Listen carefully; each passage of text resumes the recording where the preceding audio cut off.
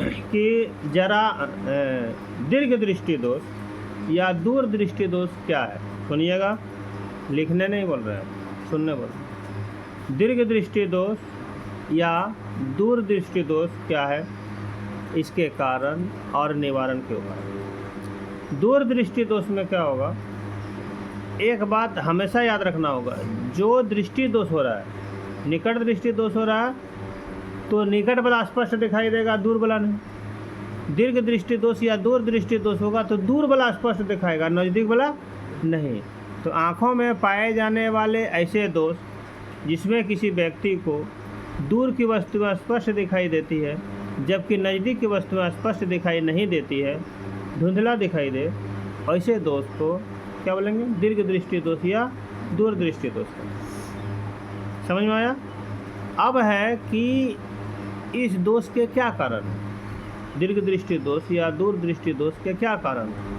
तो दीर्घ दृष्टि दोष या दूर दृष्टि दोष के कारण है, पहला कारण है कि फोकस अभिनेत्र लेंस, अर्थात आँखों में जो लेंस प्राकृतिक लेंस लगी है वह लेंस की फोकस दूरी क्या हो जाती है, अत्यधिक हो जाती है, बढ़ जाती है। अभिनेत्र लेंस जो है अंदर में, जो आँखों के अंदर में पाए जाने वाले कौन लेंस, अभिनेत्र लेंस, जो कि प्राकृतिक है, भगवान का देन है, वह लेंस की फोकस दूरी क्या हो जाती है, बहुत ज़्यादा बढ़ जाती है।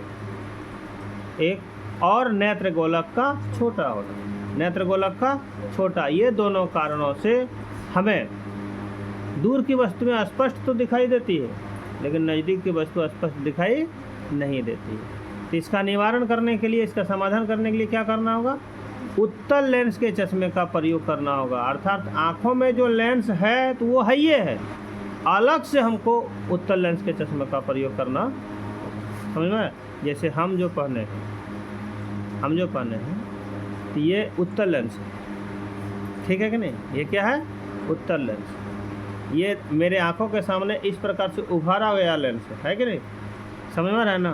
तो कौन लेंस से इसको सही किया जाएगा, उत्तल लेंस के चश्मे का प्रयोग करने से क्या होगा, दूर दृष्टि दोष खत्म हो जाएगी।